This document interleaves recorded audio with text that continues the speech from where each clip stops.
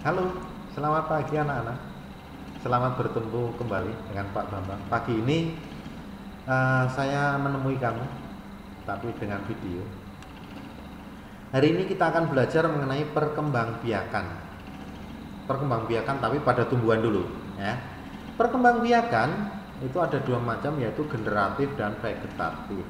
Ya, pagi ini kita akan belajar mengenai perkembangbiakan generatif. Ya, perkembangbiakan secara generatif. Apa itu perkembangbiakan?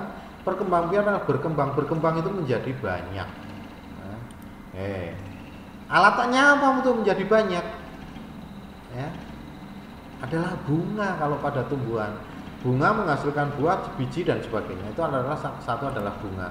Kemudian bunga, alat-alatnya itu tadi ada.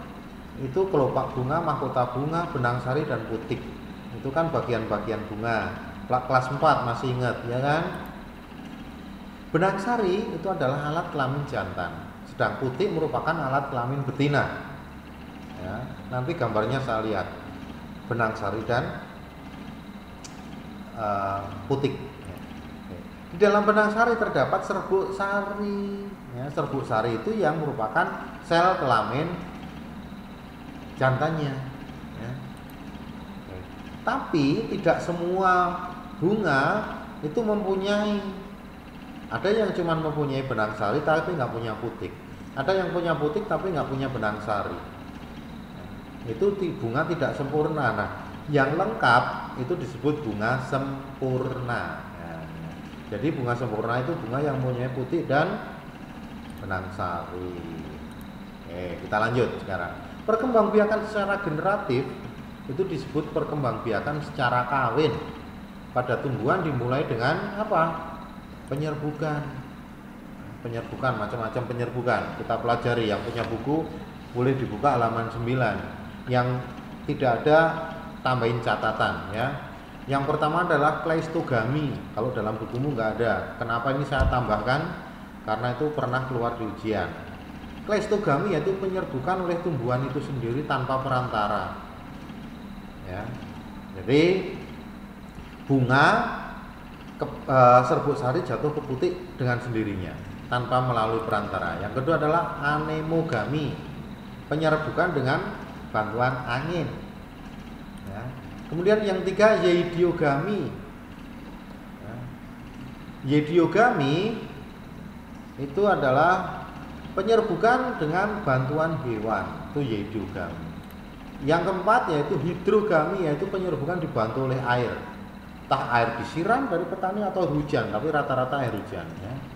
Yang kelima adalah antropogami, yaitu penyerbukan yang sengaja dilakukan oleh manusia. Nah, itu biasanya untuk bunga-bunga yang tidak sempurna. Petik, bunga jantan, dioseroserin ke bunga betina. Atau bisa juga bunga sempurna tapi memang disengaja manusia biar serbuk sarinya rontok dan jatuh ke putik. Tuh, itu biasanya di bunga vanili, anggrek atau yang tadi salak gitu ya. Ini contoh yediogami. Apa itu? Jadi yediogami itu kan bantuan hewan. Ini si tawon, lebah atau kupu-kupu bisa, burung juga bisa menghisap madu, tapi kakinya itu nempel ketempelan si serbuk sari. Nah, si kumbang tadi terbang ke bunga yang lain, serbuk sari yang nempel di kaki itu rontok tadi di putik, terjadilah penyerbukan, kan begitu. Ada yang bertanya? Nah, boleh di ruang sini di diskusinya. Ini fungsi-fungsi dari tiap bunga yang tadi saya janjikan ya. Tahukah kalian bagaimana proses perkembangbiakan generatif? Ya.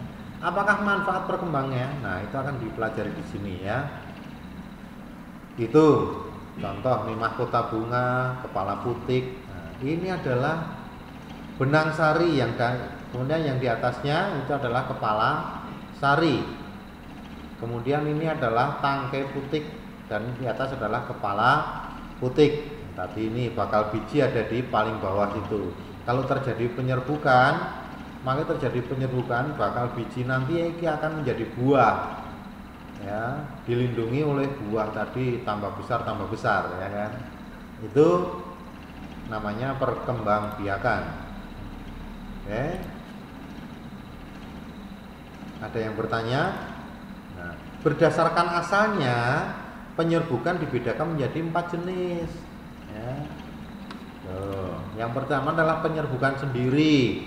Artinya serbuk sari pada kepala putih berasal dari bunga yang sama, satu bunga. Serbuk sarinya jatuh ke putik ya. Yang kedua penyerbukan silang. Artinya serbuk sari berasal dari tumbuhan lain yang sejenis. Ini tumbuhan sini ada bunga, misalnya tumbuhan di tempat Gebi bunga mawar ada, kemudian di tengah Luya juga ada bunga mawar tetanggaan ya, di bawah serangga. Nah, ini penyerbukan silang. Warnanya beda bisa, di Gebi warna merah, di Luya warna putih, terjadi nanti jadi apa? Bunganya warnanya pink. Nah, kan bisa merah dan putih jadi pink. Kemudian penyerbukan tetangga. Kalau penyerbukan tetangga itu 2 bunga tapi dalam satu pohon, ya kan? Jadi pohon itu kan bunganya banyak. Itu bunga ini serbuk sarinya nempel di bunga sebelahnya. Itu, tapi masih satu pohon. Kemudian yang terakhir adalah penyerbukan bastar. Artinya serbuk sari berasal dari tumbuhan lain yang berbeda jenis. Kalau lihat gambar nih, bunga mawar dengan bunga beda jenis, ya, terjadilah penyerbukan itu bastar. Nah, nanti akan menimbulkan atau menciptakan spesies baru. Biasanya itu dilakukan oleh manusia ya, untuk memperbanyak spesies dilakukan seperti itu, ya kan? Tuh. Ada yang bertanya?